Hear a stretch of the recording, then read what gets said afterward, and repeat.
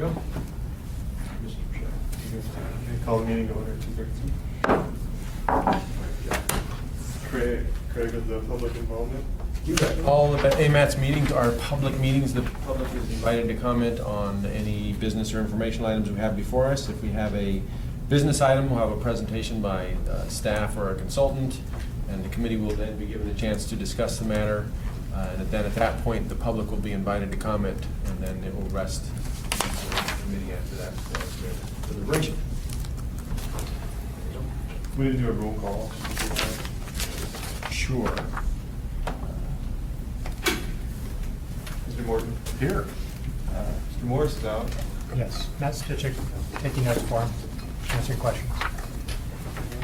Here. Mr. Lynch, present. Here. Mr. Wilbur. Bart Rudolph in for Jennifer Witt. Ms. Mario absent. Dustin. Here. And Kyle. Here. And so any changes to the agenda? Any motion to approve? Motion to approve. Second. Second, any objections? Okay. Agenda approved. Moving on to the minutes, September 15th, 2011.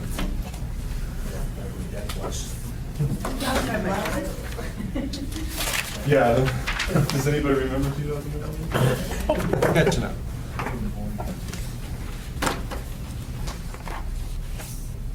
Motion to approve? So moved. Second. Second. Any objections, comments? None, so approved. Okay, first item on the agenda, the AMATS 2014-2015 UPWP draft release. Craig. Okay, you have an item that says 5A, and then the thicker work program there, and then the colorful 11 by 17 budget. And by way of introduction, we do a 2-year work program, and governing the next 2 years of what we expect our staff to be working on in the next 2 years. These are not capital projects in this funding, but this is the staff time that we spent on some contractual services. We always do a 2-year budget, and I'm sorry, we do a 2-year work program and a 1-year budget. So we only will be looking at the budget for 2014 here. And in previous years, the last several years, our PL, which is our planning allocation, which is what we look for in the budget, has been around $840,000 for the AMAT staff and another $95,000 going to DOT. The preliminary number, and I stress preliminary number, that we are suggesting, thinking, hoping, etc., that we will be getting in our PL allocation in the next year is $1.2 million. So that's a significant jump from our previous allocation. It's due to several reasons. One of them is just the several changes that occurred in MAP 21 with a number of different types of programs that we had available to us. And then in addition, with the 2010 census, you remember the exercise we did with creating a new urbanized area boundary, and we increased the size of it. We added parts in Eagle River, and we tweaked a little bit around the so there were some additional changes there. Those are the two main changes why we had an increase in our allocation. So, knowing that, what we were directed to do, or asked to do, suggested to do by our counterparts at DOT was create a budget that showed 2 additional staff persons to utilize that funding that's as you know, we had 3 planners a couple of years ago. I've had 3 planners for a long time, and then one of those positions was vacant, and that was cut in the budget process in the municipality. So the suggestion was to add back the 1 position and then create an additional position. So what I have done with working with staff and with DOT is create the work program and the budget, which shows those 2 additional staff people. I'm happy to go into more detail now. What we're asking you to do today is to release this for public review and comment. So you wouldn't actually be approving this now. This would be just to go out to public review and comment. my thought is what we've done in the past is release it for public review and comment, and then we've had usually 1 or 2 work sessions on the UPWP to go over the nitty-gritty details on it and work out what we want to do for the next year. I will say that we have already got, I don't exactly know where we are in the budgeting process in the municipality side, but I know we've gotten some sort of tentative approval to add 1 position. We had some pretty good indications that we'd be getting an increase in our allocation over the last several months due to those reasons I told you, and we knew we had 1 position cut, so we had more than enough funding to hire 1 position. So that 1 position has been approved tentatively. The second position that I talked about here, that has not gone through any municipal process, and we'll still need to do that. But the budget we did was based on 2 additional staff people. So, again, I can go through it in more detail. I can answer questions and tell you what we've got going here, and however you want to do it. Any questions? I have just one comment. And this is either for you, Craig, or maybe for Matt. Because there were some cutbacks in the air quality group, is any of this going to increase any of their efforts? The only thing, and I work with Matt and Steve pretty closely on getting these numbers put in here and the changes in the text, and also reflecting the funding coming in from EPA to the air quality group. The only addition that I put was adding some money in for the air quality, or tentatively adding some money in for the air quality promotion. For the air quality promotion and public awareness programs, usually we support some of their ideas working around the Bike to Work Day and other things like that. And so, but other than that, I haven't added there. I'll let Matt answer that specific question, I guess. Lois, I don't think we have administrative support for any additional staff, so we're basically level funded beyond maybe increasing some of the work that Ann does for AMATS.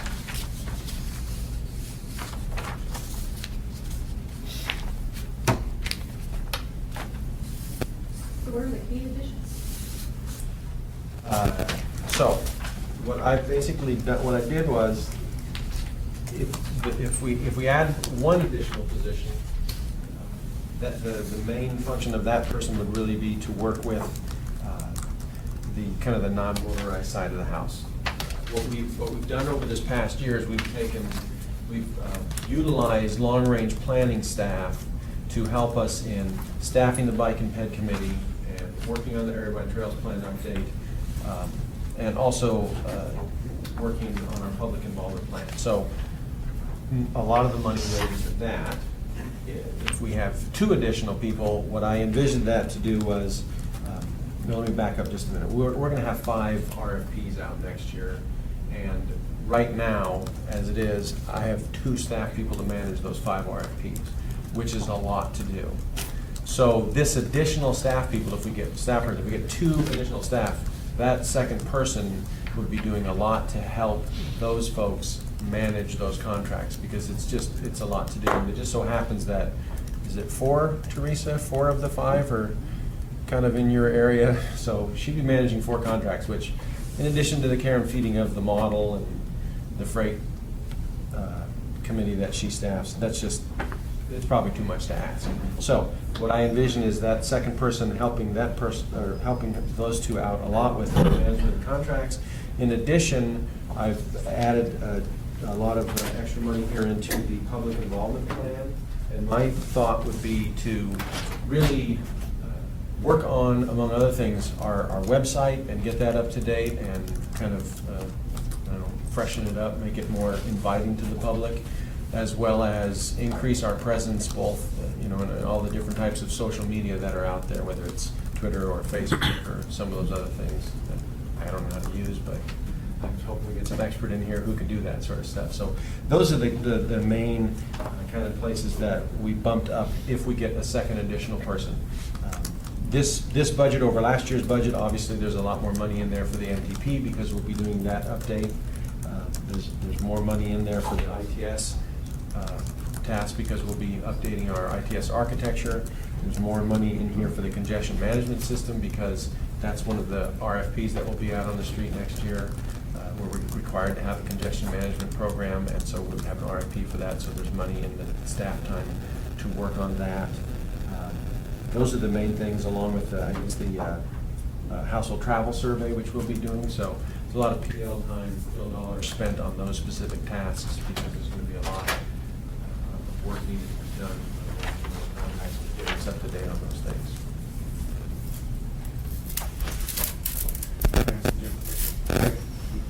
Lois asked my first question, Craig just answered it, and that's what you're gonna do with the extra money. And the second thing is I really encourage your work session, and give us a chance to, because even if you don't get the positions, we might be able to come up with some creative ways to get the work done, even if you don't get the second PC in. Yeah, my guess is, my thought is, I should say, is, you know, we're only allowed to add one person. We'll add the position that concentrates on the non-motorized stuff and the public involvement plan, because those are very key. And then the additional funding, which for that second staff person would be somewhere between 90 and 100,000 total. I think it was around 92 or so. And so that dollar figure, you can't really allocate it to additional funding for the staff because there are only so many hours in the day. So it would make more sense for it to go into contractual services. So you can. I don't know anything where we would funnel it yet, but that's what makes the most sense, is to contract out some of the work that we would be doing, whether it's the public involvement kind of increasing social media side, or I don't know that we can have an outside contractor working on our website. I don't know that IT would allow that. I don't know. You don't tell them. Okay. Some other options.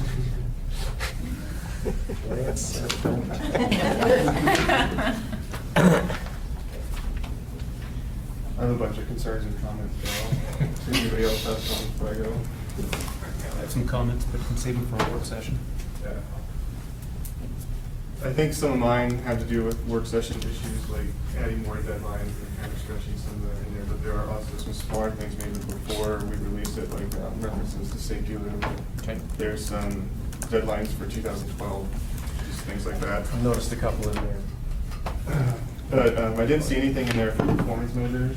I'm working with either the state or FHWA to come up with some type of performance measures.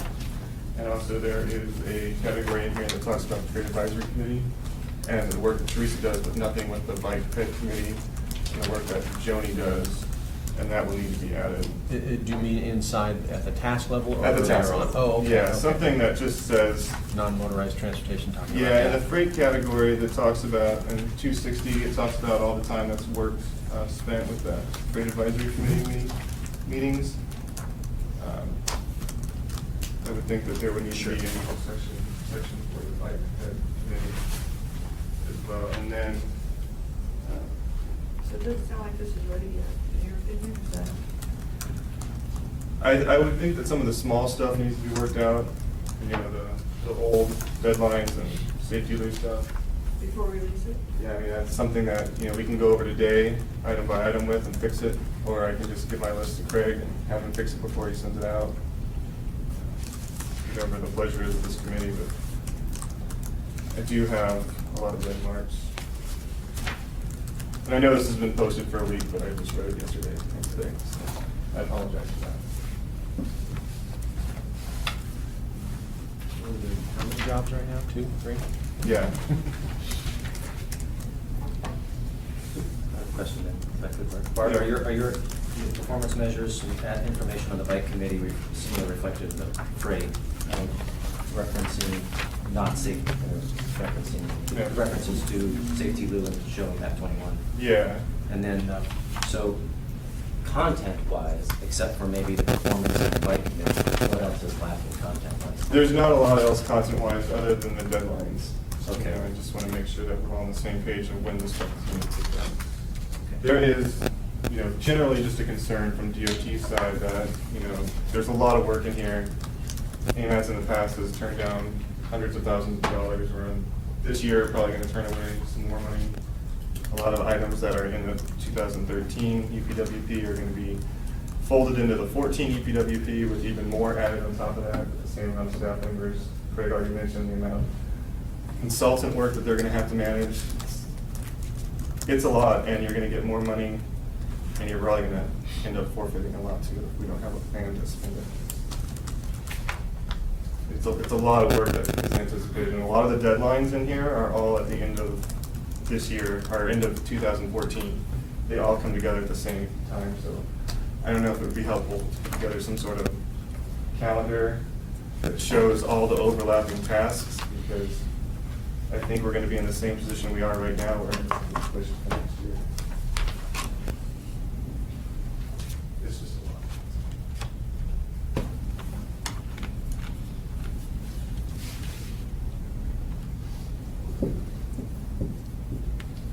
Any comments from the public? Go Vivian, sorry. I do believe that we have the major tasks covered. You know, we have the RFP for the congestion management process that's in purchasing right now. The timeline for the MTP update is to have a consultant on board by April. And then in November, to start the look at this current system. So the congestion management process contract will also do the status of the system update that the MTP consultant will take and use to support. So those dates, you know, work well together. And Teresa's onboard survey, onboard survey. I think the timing, it might be tight, but I think we've got time to do it all. And there's a tip too. Well, we're working on that, but it's not due, it's not going to be approved until 2015. So. Hopefully not. Pardon me? Hopefully not. Well, Hopefully it'll be that was- approved in the middle of next year. I mean, right. Yeah. Yes, sir.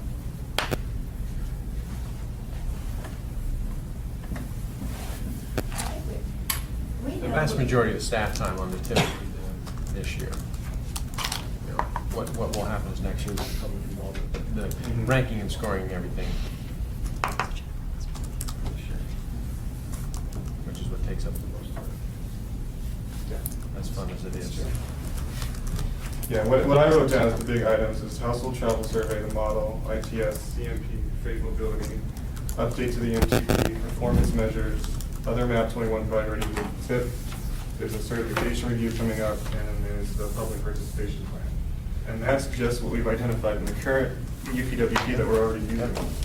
So anything new is on top of that, but those are all kind of slipping, those all have deadlines in 2015. What's the timeline of this? Well, it's our work program that we are supposed to approve before the end of this calendar year, so we can pay people at the start of next calendar year. Ideally, you want it approved in November. We approved it in December before, but yeah, that would be nice. But we, working on, I'm trying to remember which date in December, but it's a December P and Z meeting and December assembly as well for their approval, that they have to appropriate the money. So.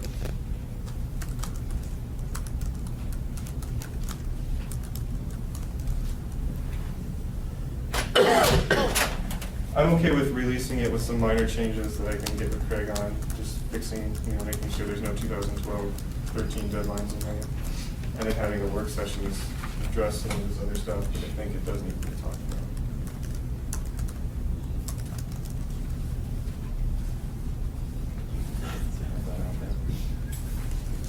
Any more public comments? Mr. Chairman, I would move that we release the AMATS 2014-2015 Unified Planning Work Program for 30 days and schedule a work session on this. And prior to release, I would ask that Mr. Rudolph give Mr. Lyon comments regarding performance measures and the bike committee prior to posting and release. Second? All right. Any objections? Hearing none, we'll see that's.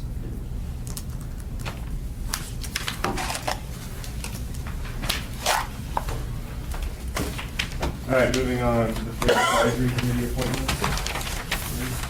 You or is that Lisa? I can start it real quick and then Teresa can finish. Basically, we have 2 slots that we're looking to fill on our freight committee. And you have the packet before you, which includes the resume from Colonel Matthews and Rich Wood from the port. So we're asking for your recommendation. We recommend to the policy committee these 2 appointments. And I'm sure Teresa can answer other questions about that. That's basically what we're looking for tonight. Any questions from the committee? I have a stupid question probably, but aren't the Army bases not technically within Haven? The Army bases? Yeah. I believe they are. Are they? Oh, okay. They were in there, out there, now. They're in there. They're in the AMATS boundaries, they're not entirely within the urbanized area boundaries. And they're not a part of the air quality. Right. Okay. Not too bad. Thank you. Never entirely sure what they are.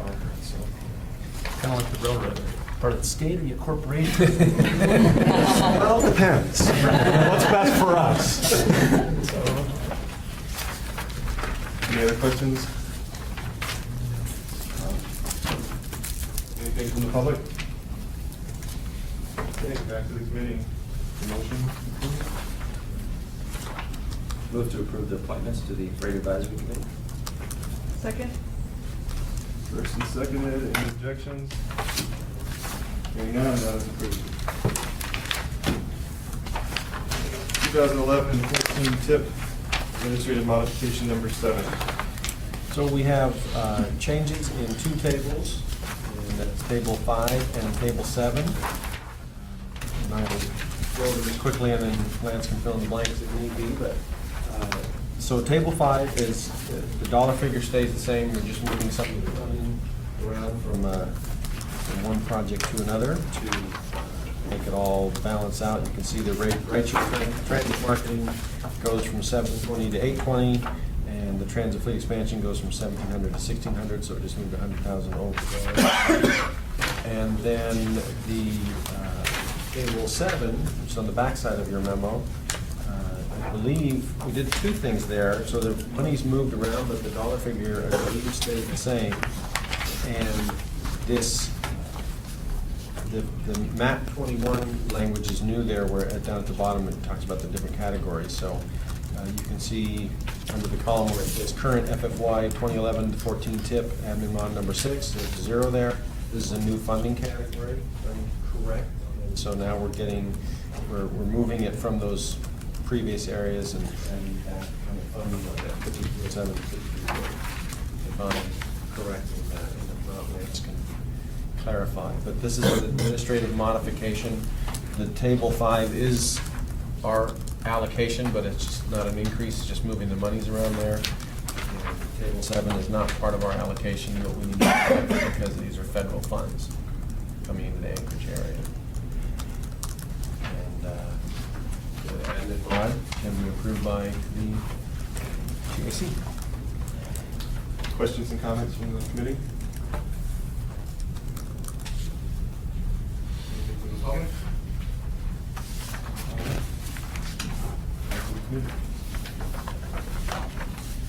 Move to approve the admin mod. First and second, any objection? Hearing none, approved. All right, that concludes our business items. On to informational reports, complete street presentation. So we have, Mr. Kittleson and Mr. Kittleson from Katsian and stuff. Katsian from Kittleson and Associates here to help us along with one of his folks from Portland, maybe? We have. Fire this up. You gonna use this, Gary? Yeah. Okay. We can swap.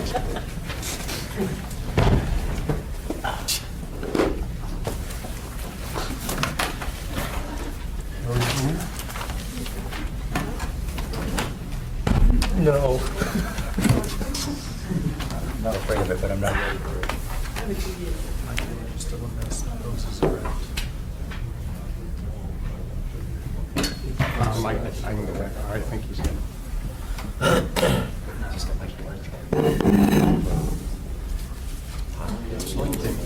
Blinking.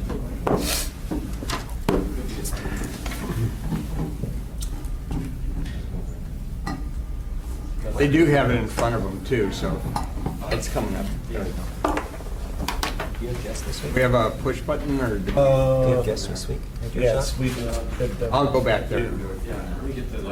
Are you Okay. next on that? last week. The party has already started. That's already started. Okay. Well, thank you for the opportunity to present to you guys.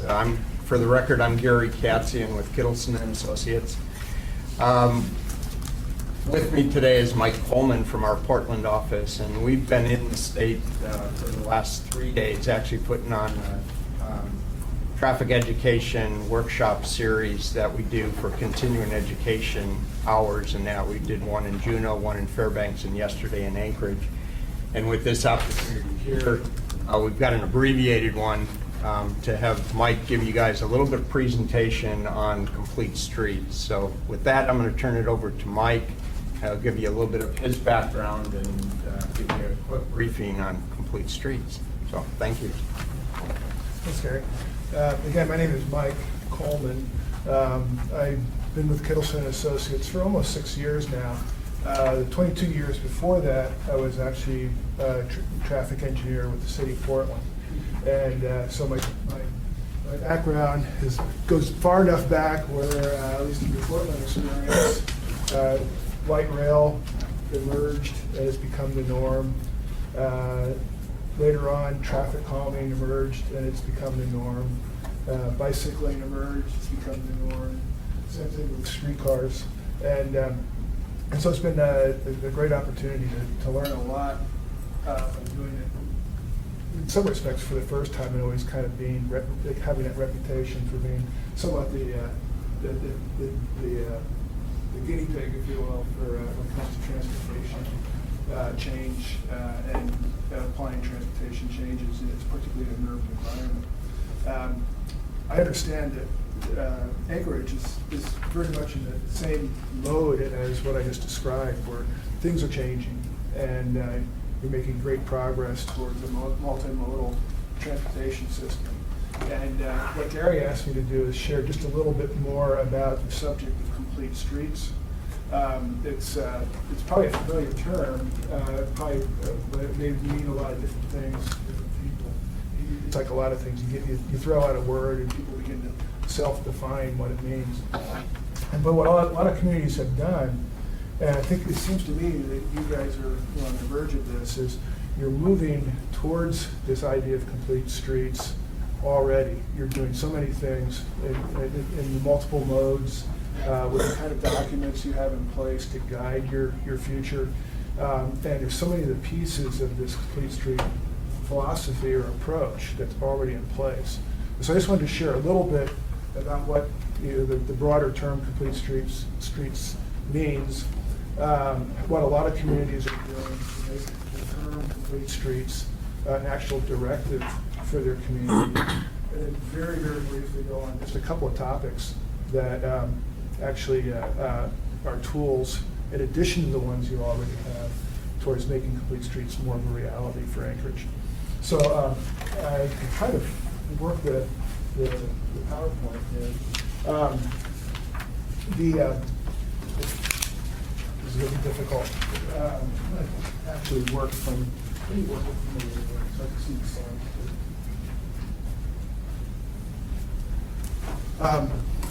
The National Coalition, a National Complete Streets Coalition is a national movement that is trying to put more and more education materials out on the subject of complete streets. And one of the things they've done is I pulled this piece from their website where it kind of it attempts to describe what complete streets really are trying to accomplish. And I just wanted to go through those very quickly and flesh them out just a little bit to give you an idea of what their thinking is on the term. First is the idea of enhancing livability. Livability is another one of those terms that is kind of an eye of the beholder term. It's kind of a unifying term because everybody likes the idea of livability, but everybody has probably a unique idea of what that really is. The second item is this idea of providing travel choices. Implies that there's more than one way to get around. Traditionally, that's been the car, but more and more as the urban environment's evolving, there's more and more need for other alternatives besides the car. Just because we can't keep up with a community where the car has to be provided for, and that trips need to be, by car, need to continually be designed, operated, and financed over a longer time. In addition to that, there's this idea of promoting healthier communities, and I think embedded in that notion is the idea that these new transportation modes are human-powered as opposed to motorized. The next item is to work within the limits of the right-of-way and the resources. There's only so much space. There's only so much money, and we're finding that we can't keep up with the growth in car usage if it would continue the way it does. So given the constraints, we're challenged with coming up with new ways of moving people, moving goods, and having that livable experience that we're all hoping for. And then ultimately at the bottom there is also this idea of supporting redevelopment and economic prosperity. And that the future of the economic future of our communities depend a lot, as much as ever, on the transportation systems that serve it. So with that is kind of a global neighborhood community objective. These traditional responsibilities that we have in the transportation profession, those don't go away. At most, I would say they probably tweak, they adjust. We're still using the same skill sets, the same kind of knowledge and wisdom, but we're redirecting it and pointing those skills in a new direction. For example, in the planning realm, thinking about how to get around on a network basis. One thing about the term complete streets is that it tends to focus the person in on the idea that every single street should be a world-class experience for everybody. I think really the complete streets philosophy has to do with a complete network approach. And that's where I think Anchorage is really in a great position. Because you have the plans, you have the maps, you have a vision already cast for how the different modes are actually supposed to work and knit together into a whole. That's more than a lot of communities have. So you're way ahead of the game on that particular subject. When it comes to design, we're also finding that our predecessors from 50 years ago took a pretty good guess at how transportation facilities ought to be designed and operated. They were working from no knowledge at all. They were guessing what the car would be like, what the car would do, what drivers were capable of. And they made their best guess when they first put design guidance together. We had the luxury of looking back on those 50 years and now having the opportunity to tweak what was originally a really good guess. And that's where you see a lot of different design manuals, guidelines being refined and nuanced, if you will, to account for this blend of modes, trying to find space, trying to still serve all the modes as well as possible through new design techniques. On the building side of things, we're still building stuff, and you guys are doing great at that. I mean, just driving around, it's clear that things are changing, redeveloping, redefining itself through reconstruction. And in the process of doing that, it's moving you towards this multimodal world as well. You're doing great on that score too. Operating, that's my preference, that's my favorite. As a traffic engineer, being able to figure out how to put things into motion and having the right of way be animated and having these different modes, these different activities in motion together, blended in a way that makes sense, that's fun, that's safe, that adds to that livability objective. So thinking more and more and smarter about how to manage things that are in motion. And then maintaining, that's probably one of the biggest challenges these days, is to try to keep up with the infrastructure we already have. And to the degree we can go to a strategy where the multiple modes call for an infrastructure that's more easily maintained, and more durable for its purposes it serves, this complete streets approach can really help in the realm of maintenance as well. This is a real quick illustration of how things have tended to be. We tend to think about the future always meaning more and more cars. There's always traffic forecasts that says car usage is going to increase, and therefore we've tried to address it with more and more pavement, more and more lanes. We're trying to work smarter and smarter with how we manage time at signalized intersections.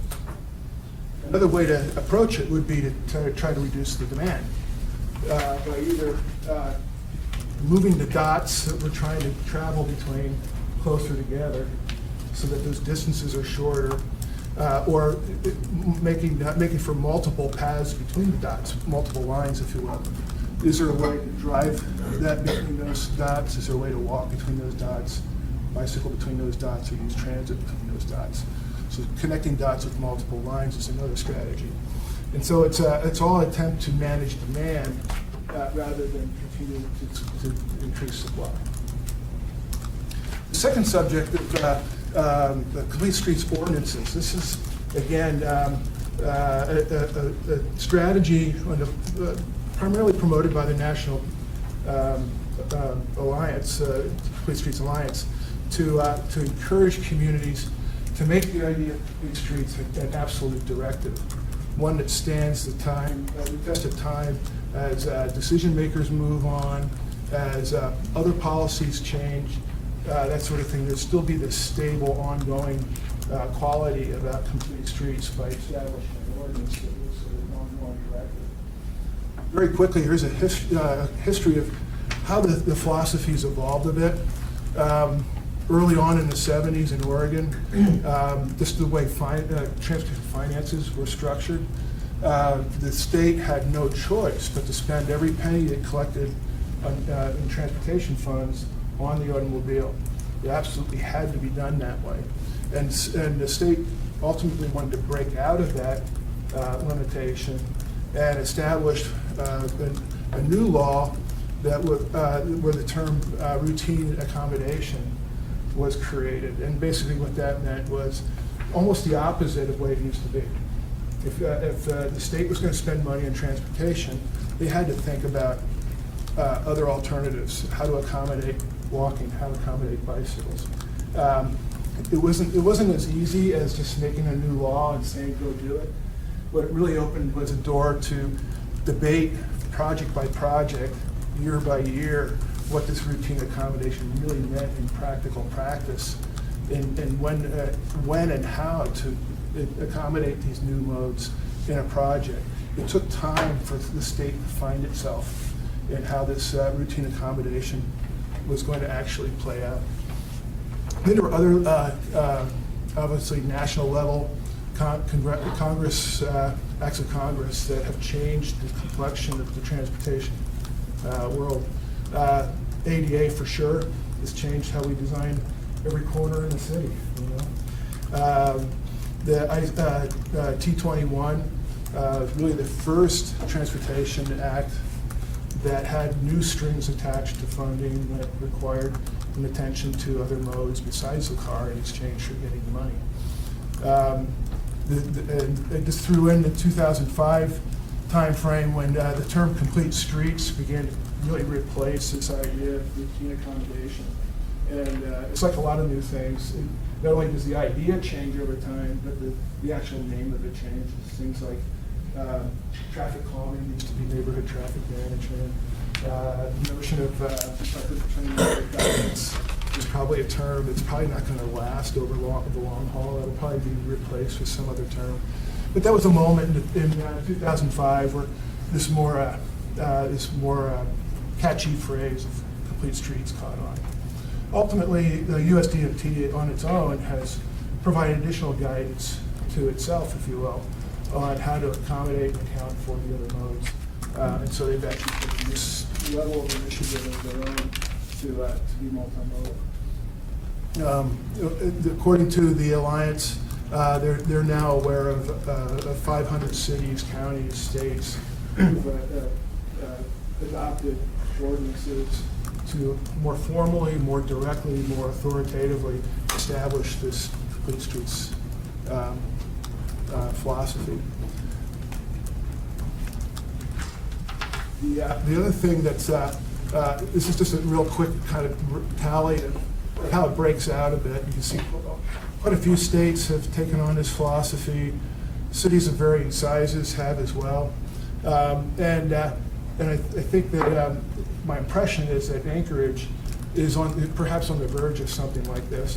What I've observed about the cities and agencies that have taken this on, they've done it for basically three different reasons. One is that they're already doing it, and they formalized that by adopting a complete streets ordinance. So it was just a matter of no particular change, but more to validate and formalize the work they're doing under this umbrella called complete streets. Anchorage may very well be in that category. Second category would be where an agency is eager to break out their routines of going into the multimodal world of streets, and they just need the directive to be allowed to. It's somewhat where Oregon was back in the 70s, wanting to change but needing the formal procedure in order to do it. And then there's also many communities that just where the inertia is there to stay the way things are, but formal directives to the form of ordinances was essentially a hammer to bring reluctant agencies into this philosophy. So I think of those three categories, it seems to me that Anchorage is in that first. One that's already doing it and moving in that direction, and perhaps wanting to formalize it by formal ordinance. To give you an idea what these ordinances usually are, this is kind of a way of writing that I'm sure everybody on the committee is already familiar with. But what I wanted to do is dissect just one ordinance to show you what components are in there. In the whereases, which talks about all the reasons why, the complete street ordinances tend to have these particular features to them. First, a very quick definition of what complete streets are. Second of all, what the goals and benefits of complete streets are anticipated to be. And then also a discussion of the approach to be taken in order to administer this. And I apologize for all the words, but I think the words really are the illustration here of what these ordinances consist of. And then finally, actually, I can't remember if it's the last one on our list or not, but this idea of support and popularity. Almost all the ordinances that I've seen list those organizations, agencies, and sometimes individuals who are in favor of and support this, and with the idea that the ordinance had an expression of how popular this idea really is, and it's not just a small group's perspective. The therefores are the parts that the agencies and the responsible parties have to pay attention to, because this is the part of the ordinance that says, given all these good things, all these whereases, this is what you got to do. One of these is to cast a vision. Almost every one of the ordinances will have some expression of, in order to get to this vision, in order for our community to be like this, we're going to go through the ordinance process. It also has items that direct new institutionalization of procedures and expectations about how the agencies involved are to perform and relate to each other. There's also a kind of a practical section in the ordinances that acknowledge that there are occasions where this simply just won't work. One, for example, would be bicycles and pedestrians on an interstate freeway, or complete street features, multimodal features in a right-of-way that would mean cutting down a heritage tree, or defacing or eliminating or destroying some other really valuable feature of the community. And then also in this particular slide is the idea of infrastructure design guidance. A lot of communities have either refined and changed and modified their existing design guidance, or actually published and created brand new design guidance in the spirit of complete streets. So there's a clear directive on changing the fundamentals of how things are designed. And then also getting things done, implementing. In the case of this particular community, they were very specific about continuing to plan and to coordinate among the different parts of the MPO. They were also very specific about coming up with a procedure, a methodology for identifying projects that are multimodal, knowing that cars might be the apples, pedestrian features might be the bananas, bicycles might be the oranges. How do you blend and choose among those fruits, if you will, to decide how to spend money? They recognize in this case that there's a challenge, and prescribed and directed that the agency follow through with a method for project selection. Third section is, I just wanted to talk a little bit about some of the items that might be added to the work you're already doing in Anchorage. You have a plan, you have a complete streets design guide, you have a public involvement procedure, all in place, not to mention the master plan in general. But here are just a few other things that you're already doing in the first two items, but other tools that you may want to embrace and include more and more of your work. The multimodal level of service that has been developed for the highway capacity manual is a real breakthrough. That manual, of course, was traditionally auto-oriented just by its name, but its latest edition provides a methodology to talk about the level of service from each mode's perspective. And it's built very much like the level of service idea for drivers. To be able to look at a facility and evaluate it, grade it, if you will, from a pedestrian's perspective, grade it from a bicyclist perspective, grade it from a transit rider's perspective. This is a great slide, I think, that visually tries to describe for each mode what this idea of an A-quality facility is for each of the modes compared to what an F-quality facility would be for each of the modes. It's probably one I'd have on my wall just to keep it all straight. The Highway Safety Manual is a brand new way of thinking about safety. Instead of looking at the past, I should say in addition to looking at the past and the history of crashes, it provides a methodology to measure the probability of crashes, safety in the future in light of the design features and the operating features of the facility. It gives you a way to think about safety before something's even built, and to be able to use it to compare possibilities, to compare the blending of modes, and to think about safety without having a history to refer to.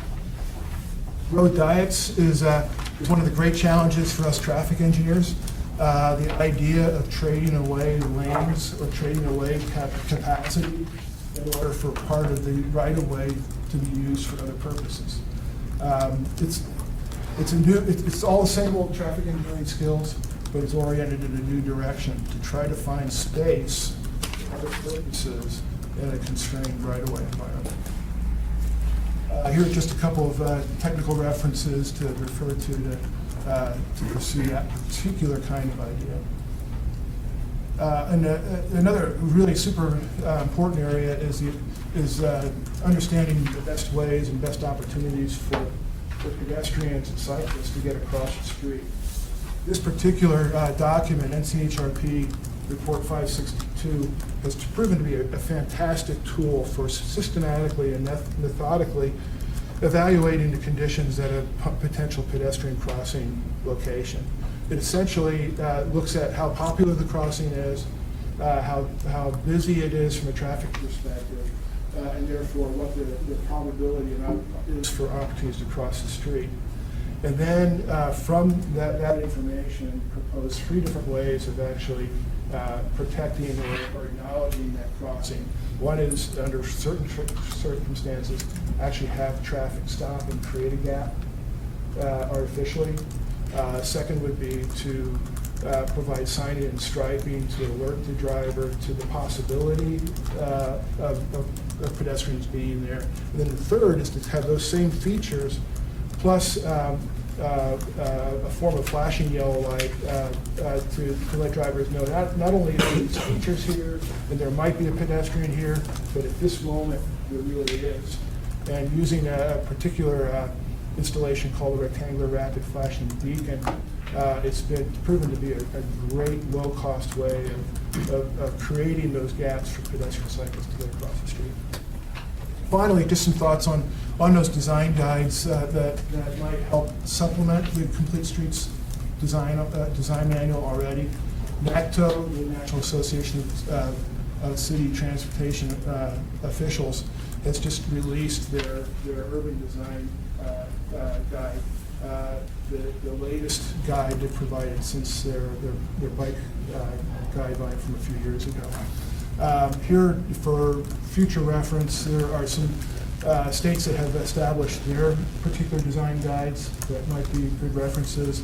Also, a number of cities that have established their unique, customized design manual. That's super fast. I'm tired.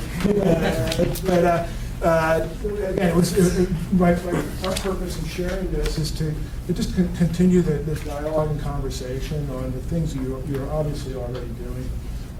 Maybe to some degree or another, add to your knowledge base, and if possible, provide for access to other communities that are maybe that one step, I wouldn't even say ahead of you, but in addition to what you're already doing, that might be resources to continue to move forward. And I wish you well into your future.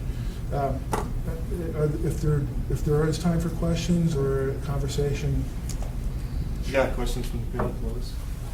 So, one situation that people in the room are probably familiar with is Bernard Road, where it was a road diet situation with 4 lanes going down to 3. And I think one of the biggest challenges we've had is being able to communicate the benefits of that, especially to the businesses, but to some extent to the public as well. And I'm just wondering whether, given your experience in Portland, you could give us some hints about not just how to do it from a technical standpoint, but how to sell these ideas. Well, personally, I would say one of the best ways to sell future projects is to do a really good job of before and after analysis of the ones you've already done. And particular things to analyze, measure, test would be the history of crashes over time. It takes time to really do that before and after. Another would be to be measuring vehicle speeds, opportunities for pedestrians to cross the street, traditional intersection capacity analysis at signalized intersections, to try to measure the benefits that were only concepts before the project. Yeah, I think a lot of that actually was done. The problem is when the counterintuitive nature of going from 4 lanes to 3 lanes, it's not going to harm traffic flow. It could even enhance it. That was really tough to get businesses to be on board with that. I didn't know if you had any thoughts about that. I think the part of it that you have to look at too is that it's an ongoing process. It's being used in different locations across the country. There are some very good success stories where businesses actually, once they went in and tried it, and in some cases they actually tested it before they actually took out curbs. They went in and put in pylons or whatever and just operated it for a while and saw how it went. There's certain cities that are coming back right now and are saying, actually, we want the traffic down a little bit more because we want more sidewalk use. And they're actually putting tables and other things. Now, that doesn't account for Anchorage being able to do it all year round with that, but there are examples of it. There's other examples, and I think we're going to start seeing more and more, particularly in cities that are actually downsizing a little bit. I mean, you take a city like Detroit right now, where people have moved away from it.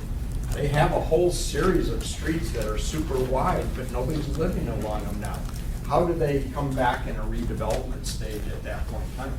Now, that's not necessarily Anchorage's issue, but it may be if you put in a parallel street or a parallel transit route or something that helps get some of that through traffic off of that street, then what happens? So it's an individual case. And I think the way a lot of this has gone is in how the public involvement part is played out.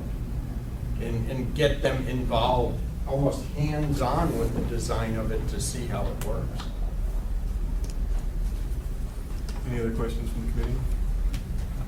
Just a quick comment for Craig and the committee. This is very timely because when I was reviewing UPWP, I completely forgot about when AMATS was reviewing the comments from the TIP amendment when we moved the money to the bike projects. One of the things that AMATS did when they responded to those comments was to commit to looking at developing a complete streets policy or a multimodal level of service and to include it into the work program. And I don't think that's happened, so that would be a good topic to discuss during the work session. The complete streets policy and possible ordinance are in our MTP, and I drafted one about a year ago, and it's just more timely now. Yeah, so now we just need to put it in the work program and take action on it. Just for information, both Juneau and Fairbanks, their FMATS is looking at it as well. So there may be some conversations and sharing between the three major cities within Alaska to talk about it as well. And the one thing that Mike was finding in a lot of the research, the policy doesn't necessarily have to be very complicated. I think he said Portland's is one sentence. And it basically says to do what they're continuing to do. In other places, it's been very complicated. The example that was shown was from Memphis, where they basically didn't have anything to start with. And so it's, I think Anchorage, by what we've seen to date, is probably somewhere in between. But a lot closer to the one sentence one than the, the big thick book. And I'm actually tying in with that Spinard Road thing, which actually most of the businesses on Spinard Road really, really want that project. There's a few that are opposed to it. But there's a big opportunity there to do back in diagonal parking, bike corridor as well, but it doesn't seem to be getting much traction from the plan. Is that working other places, or is it really a whack away? From what I've seen, it's somewhat of a mixed bag. I think in an environment where, let's say, there are bike lanes or a significant number of bikes on the street, I think backing in is better because the stall is much easier to see the bicyclists that are there. The other thing is that it puts the vehicle's trunk towards the sidewalk, which is often where folks are going to be dealing with things in their trunk or loading things. It's been a big advantage. The parking sign and parking sign post people, they have a little trouble with it because they keep getting knocked over. And they're trying to figure out a good way to keep them from backing it too far and actually hanging over the sidewalk and that sort of thing. It's a small thing, but it seems to be an ongoing annoying thing at the same time. Not reason enough to pull it out, but still looking for that bright idea that keeps the maintenance down. Any other questions? Thank you. Thank you. Do you need PowerPoint or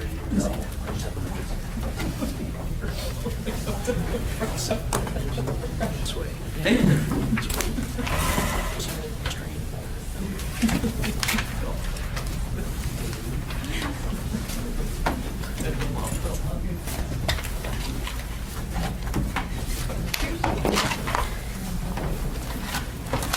I'm Richard Monson with DOT.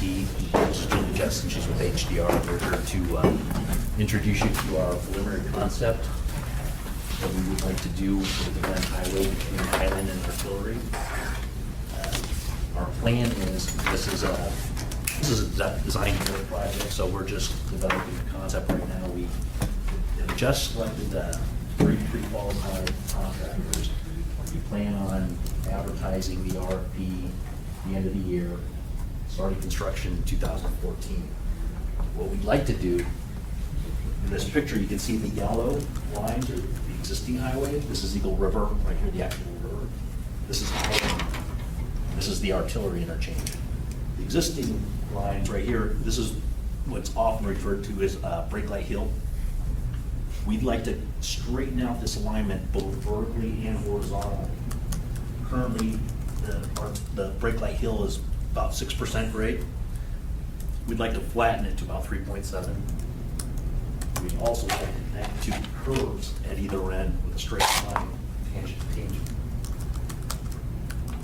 This, as you can see in the profile too, that's gonna cause a lot of excavation. We estimate about 1.8 million cubic yards, but we can use about 600,000.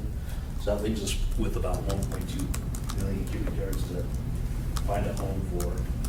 We've been discussing it with the landfill, and they're willing to take whatever we can give them as cover. So that's a good thing, but it's still gonna be expensive to move up there. We currently have $35 million from last November's ballot measure, and we need an additional $10 million to, during the design of this concept, we found that NSTAR's 20-inch high-pressure gas main zigzags right through our proposed alignment. So we're gonna need extra money to relocate that prior to excavating and building the new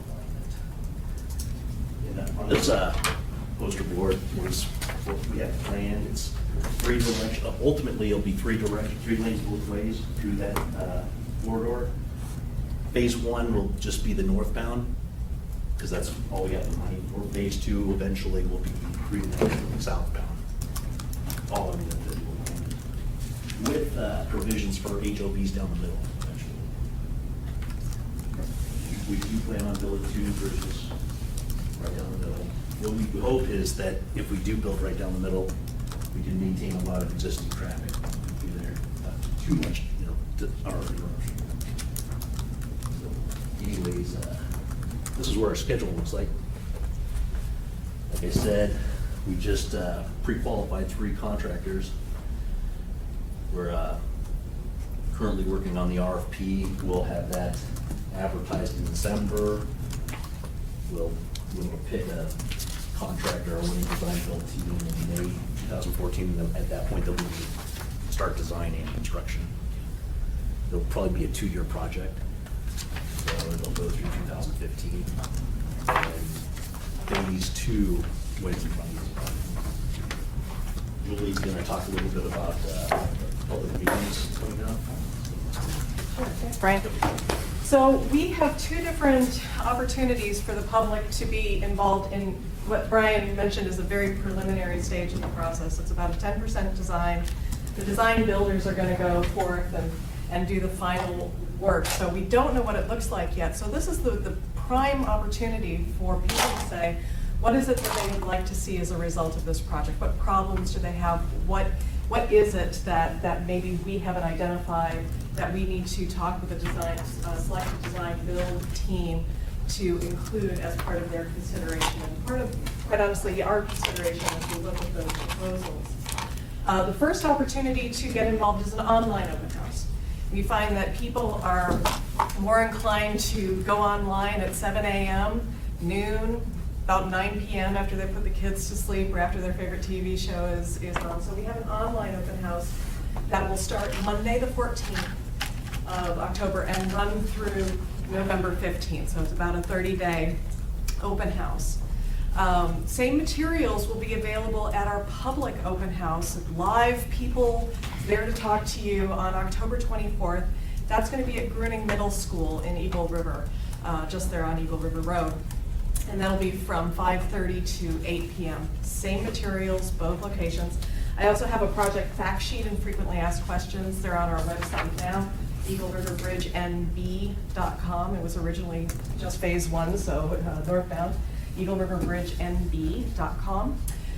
So that'll be up Monday, online open house, public open house, October 24th. And we're hoping to get folks really interested and aware of this project. As Brian said, we're going to try to work with our design build team to minimize any construction impacts, but people are going to be wondering what the heck's going on once they start moving all that dirt. So trying to help make them aware of that now.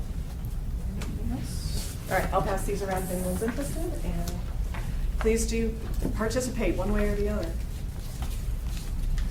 Any questions from the committee? So the numbers you cited, the 35 million plus 10 million, is that just for the dirt movement, or is that included? No, that includes the southbound, or the northbound line, pavement, new bridge, Okay. the new, the flying line. It will also include the designs southbound. We want to make sure that the northbound and the southbound are consistent.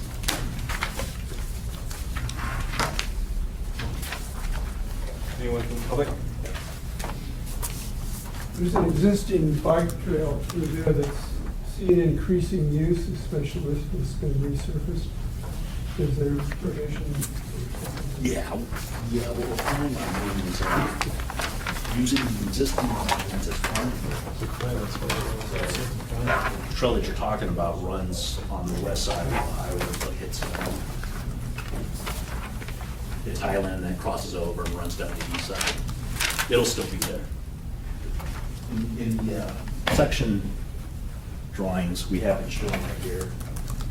This would be the existing highway, this would be our proposed alignments. So it will be maintained. Same way, across the river? Correct. Okay. It will be on the frontage road bridge, though, with the traffic.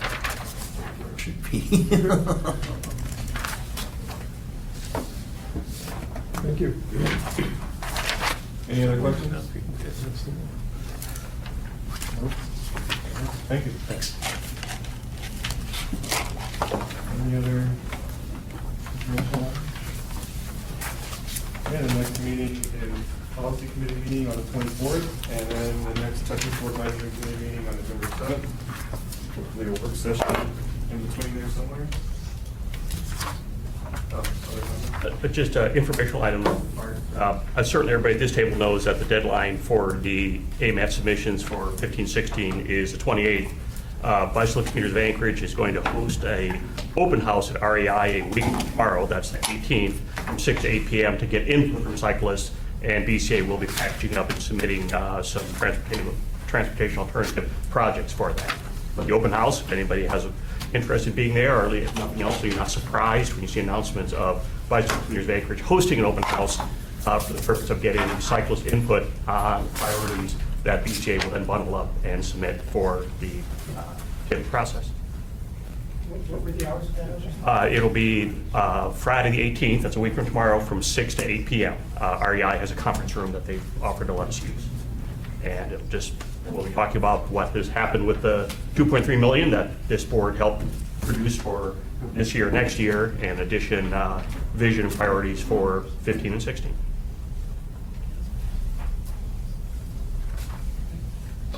Anything else? To conclude then, 3:40. Well,